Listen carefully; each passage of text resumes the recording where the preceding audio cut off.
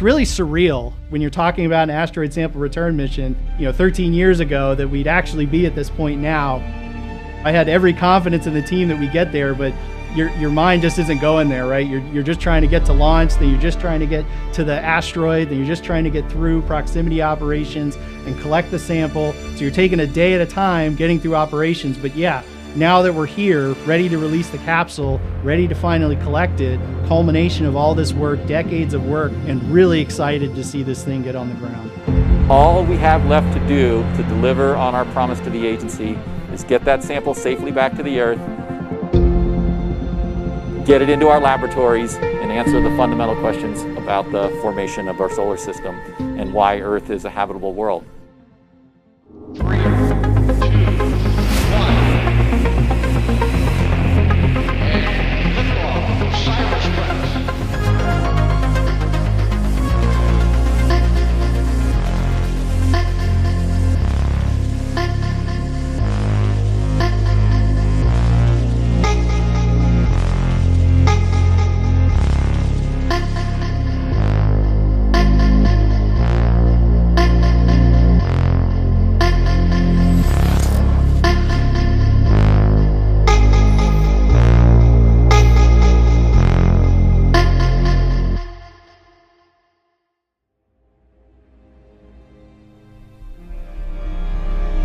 The science speaks for itself. I mean, we're bringing back hundreds of grams of pristine sample from a body that hasn't been touched and is relatively unchanged since the beginnings of the very solar system.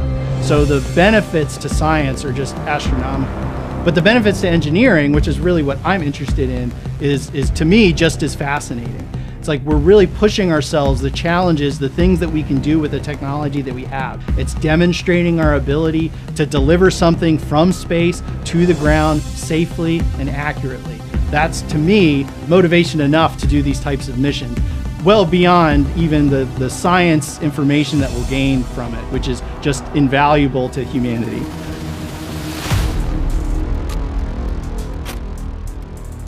And then really, the reason I answered the phone call, the reason I signed up for the mission, the reason I put in all of this hard work is finally going to come to pass. We're going to get pristine samples of carbonaceous asteroid in our laboratories and really go after the big question: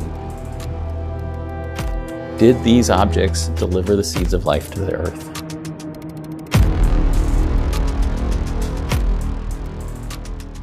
I'm not sure it's possible to identify one single person who will be the most stressed out.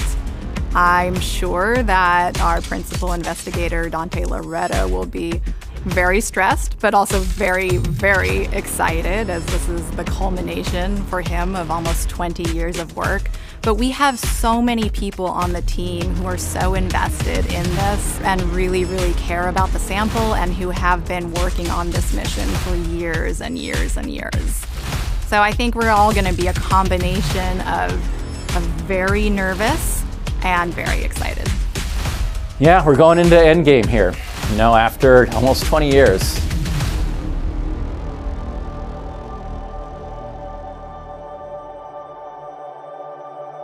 It's been a long journey. I was invited to be part of the mission in February of 2004 when I was a young assistant professor, untenured, really trying to establish a research program, get used to teaching and committee work and all the things that you're expected to do, when I got a phone call from Dr. Mike Drake, the director of the Lunar and Planetary Laboratory.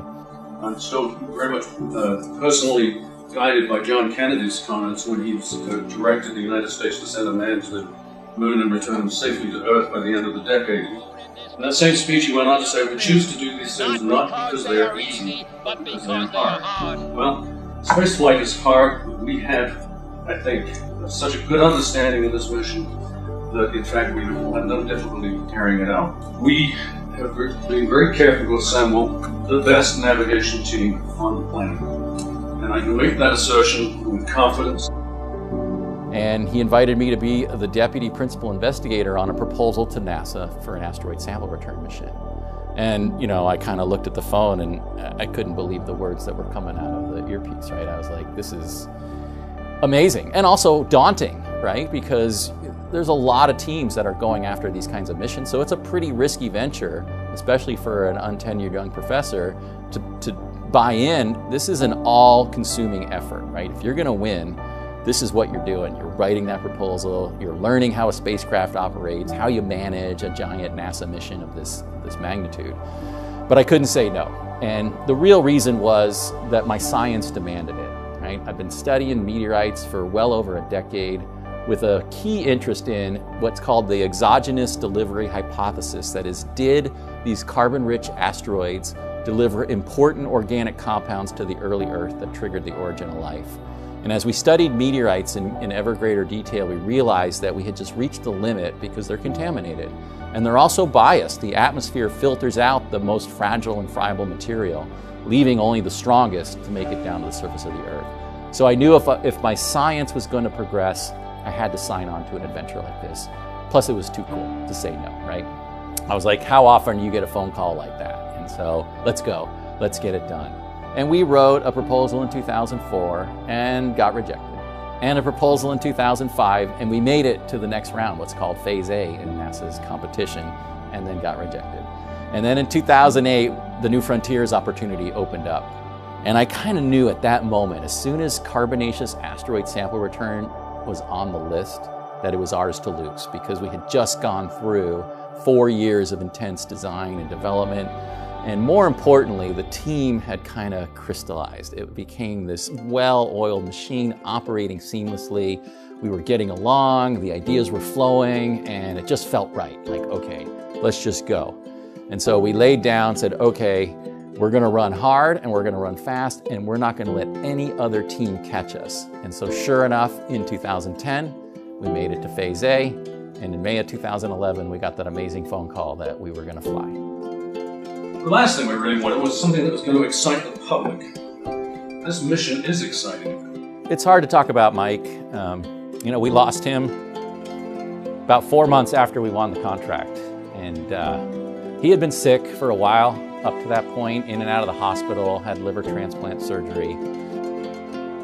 He would be so proud of us right now. I mean, he was there to see us win. We were there at his house celebrating. He was extremely excited. He knew not only was this important for science, but for NASA, for the United States and the University of Arizona, and the legacy that he had established as the director of that laboratory. So, you know, we honor him in many different ways. There's a plaque on the spacecraft to his memory. 8, 7, 6. The rocket launch was dedicated to him, and there was a inscription on the Atlas V in his memory as well. And I think about him all the time. And I feel like he's there with me on the big moments, and he's really proud. Touchdown declared. All right. Sampling is in progress.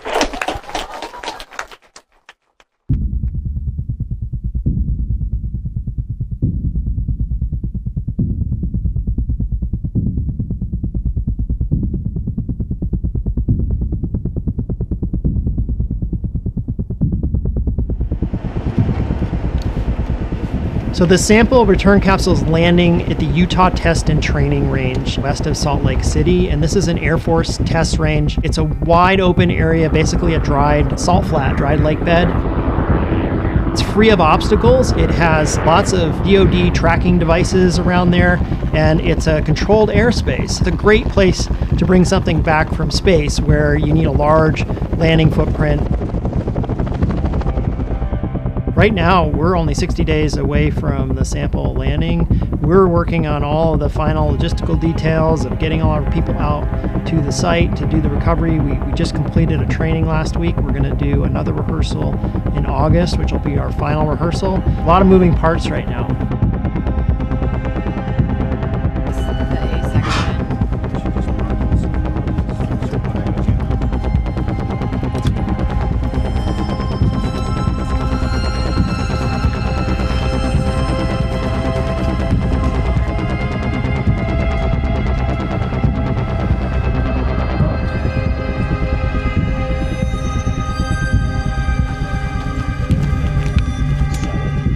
So what we want to do is we're actually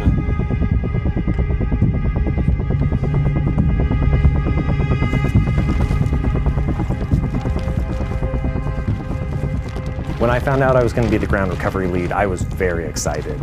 It's rare that you get to be involved in some sort of a project that brings something back from space, and to be in a role where you get to oversee all of those operations and make sure that it happens without a hitch is just a really exciting opportunity. And we have to make sure that everybody is trained, that everybody agrees with the way that we're going to do things and is ready to go. And it's been fantastic because everybody's pulling in the same direction and we're ready to recover this. So a very important requirement for OSIRIS-REx is to get the sample into a clean room as quickly as possible, because we're trying to maintain the pristine nature of the sample and make sure it doesn't get contaminated from stuff that's in the Earth's atmosphere or on the ground at UTTR. So the recovery team is designed to make that recovery happen as soon as possible. There's a couple of technicians from Lockheed Martin, there's a couple of curation specialists from the Johnson Space Center, and there's a couple members of our science team, and then there are 2 members of the Air Force that are our on-scene commanders that are helping us navigate the range. That team will fly out to the capsule landing site on 4 different helicopters, and they each have unique tasks of securing the capsule, making sure the area is safe, sampling, taking soil and air samples from around where the capsule landed to look for possible contaminants, and then get the capsule packaged up as quickly as possible to fly back via helicopter. So we're very concerned about the safety of the recovery team, and one of the possible things that could go wrong is if the batteries start on fire once the capsule lands. We don't expect this to happen, so one of the first things we're going to do when the capsule lands is one of the Lockheed Martin technicians will go up to it with a sensor to detect noxious gases that would be released if the battery were cooperating. And if we don't detect that, then we can proceed with the rest of the procedure. If we do, then we have to stand back and wait for the situation to clear. So we fully expect when the sample return capsules hit the atmosphere that it will release the parachutes and descend slowly at that 11 miles per hour. But there is a chance that if something unexpected goes wrong, that the parachutes won't deploy. Looks like we have a no-shoot, sir. Vector 200. Put it on your nose, 8 miles. Look for an impact. DC, negative growth, negative shoot. Copy. We see the visuals. Impact at 5, 8. In that case, the sample return capsule will have a hard landing. It'll go very fast, it'll hit the ground, it'll likely rupture the sample return capsule. But that's a very low likelihood scenario. We fully expect that the sample return capsule, the parachutes will deploy, everything will work as expected, and we'll get that nice pristine sample in a very protected, enclosed sample return capsule. So the spacecraft is approaching the Earth at a speed of over 27,000 miles per hour. It'll release the capsule at just the right moment to intersect the Earth's atmosphere. We only have one chance to do this. We can't, wave off and do it the next day. If there's bad weather, if there's a snowstorm at the UTR, when we are getting ready to release the capsule, we will still release, and we will do our best to get to the capsule as quickly as possible. But this is truly a critical event. Everything has to happen on time in order to be successful here.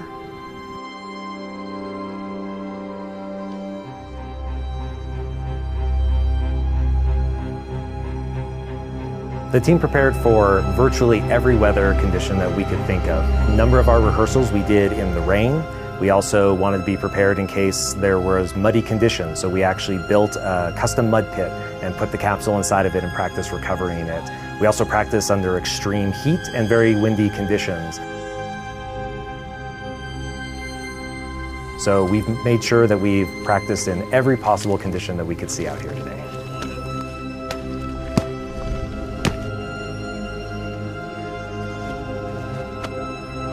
Not an optimal scenario, but I think we can operate in it.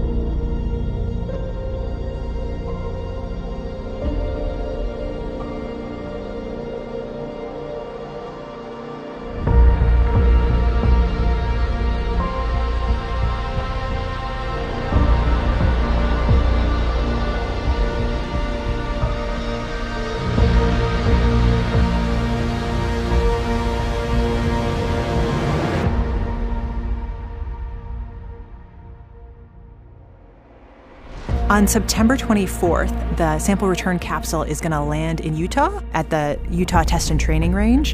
And from there, we will have to track it down a little bit, but we'll be tracking it in flight to get to it as quickly as possible. Our field team will go with helicopters and bring that sample return capsule actually to a portable clean room or temporary clean room we're going to have set up in a building right there in Utah.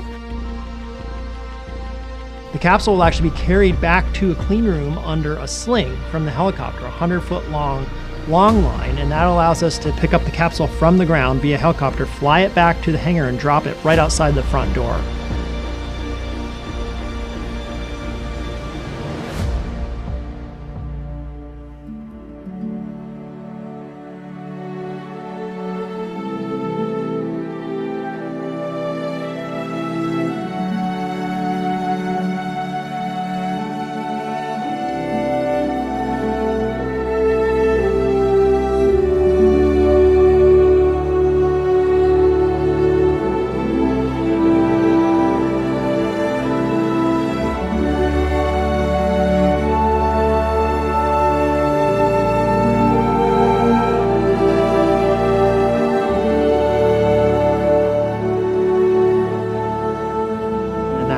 Allows us to get the capsule into the clean room just as quickly as possible, and ideally within 1 to 2 hours after landing.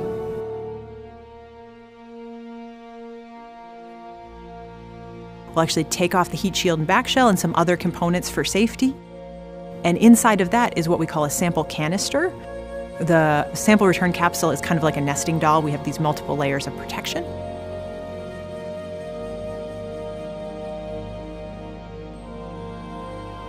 And then that sample canister will have a nitrogen flow put on it, what we call a nitrogen purge. And with that nitrogen purge to protect the sample, to keep any incursion of terrestrial atmosphere coming into that canister, it will be flown from Utah here to Houston, Texas. After which point we'll bring it into our building and get it into a glove box and open that canister up to see the tag SAM. And that'll be the first time we're seeing the tag SAM since it was stowed at Bennu.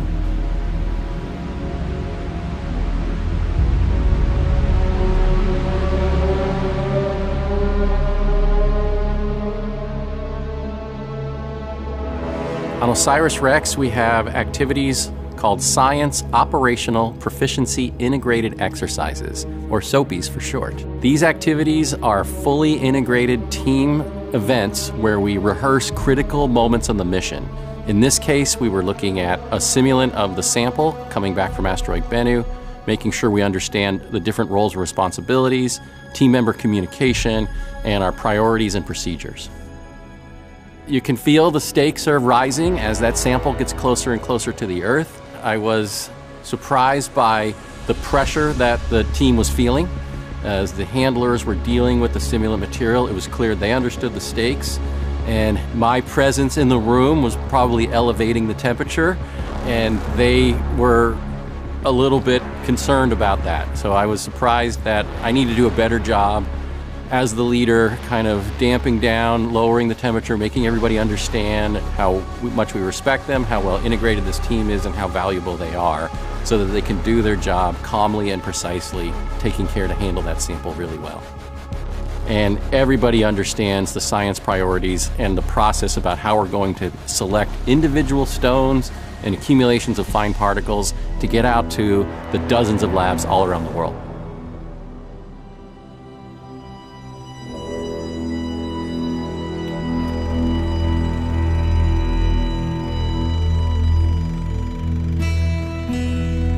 We have a number of different collections, actually. The first collection that NASA curates at Johnson Space Center was the Apollo collection, the rocks that the astronauts collected on the moon and brought back. So that was kind of the beginning of curation at NASA Johnson. The next collection was the Antarctic meteorites. And we also have had other sample return missions. Genesis, which was an array that captured basically elemental and particles coming off of the sun. The Stardust mission that flew behind a comet with aerogel. So all of those are different astromaterial samples, samples of material not from Earth, from space.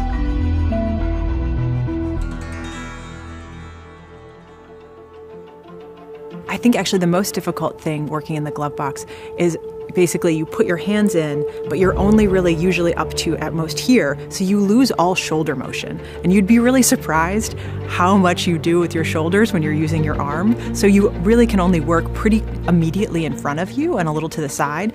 You have such a lower range of motion than you normally do. So your colleague right next to you, you'll pass something to them that you maybe normally, when you're sitting at a conference room, you'd be able to reach yourself. But in the glove box, we have to very carefully and coordinatedly, when we have to move things around, pass them to a colleague, think about our movements ahead of time, and think about what our geographic limitations are. So it does require sort of almost a ballet or synchronized swimming.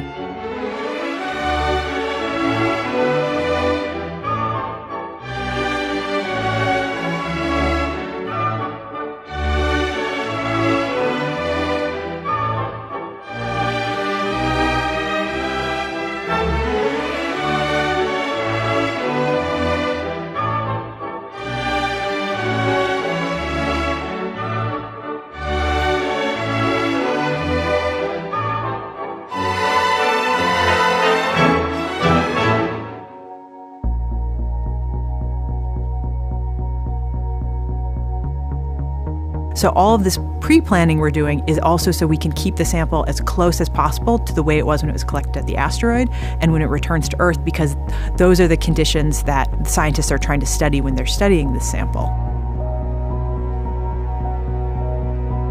So we're really lots and lots of careful control of any materials that might come in contact with the sample, both in construction of the lab, the glove boxes, what goes into the glove boxes, what immediately touches the sample, as well as our role in recovery in Utah. It's a lot of planning on the front side that we're really getting close to the finish line on. Also, afterwards, we continue to really be careful and super protective of that sample to preserve it for decades to come so it can continue to be studied as new instrumentation and scientific methods are developed. On Earth, when you can bring the sample back, you can adapt to new information, you can adapt to new technologies, and you can use devices which are not small, but in fact enormous, the size of buildings, things that are actually larger than the launch pad, let alone the spacecraft. You can have the fussiest instruments that give you the best data that need babying because you have time and you have people who can make sure the instruments do what you need to get data that's just impossible to get in situ on a spacecraft at the object. So sample return gives you more power, more flexibility, and one of the wonderful things about it is it's available for the whole world who have new ideas and can express them by looking at the sample in their own way, even if they weren't part of the initial team. New analyses that have not yet been invented by people not yet born.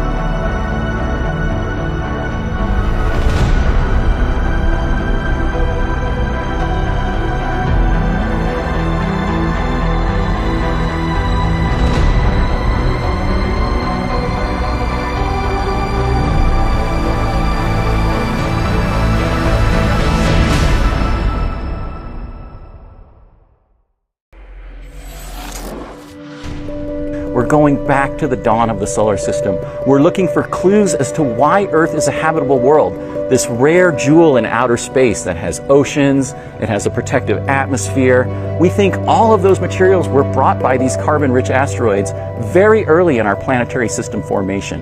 And of course, the biggest question, the one that drives my scientific investigations, is the origin of life. what is life, how did it originate, and why was the Earth the place that it occurred? We believe that we're bringing back that kind of material. Literally maybe representatives of the seeds of life these asteroids delivered at the beginning of our planet that led to this amazing biosphere, biological evolution, and to us being here today to look back on that amazing history, to think about where did we come from?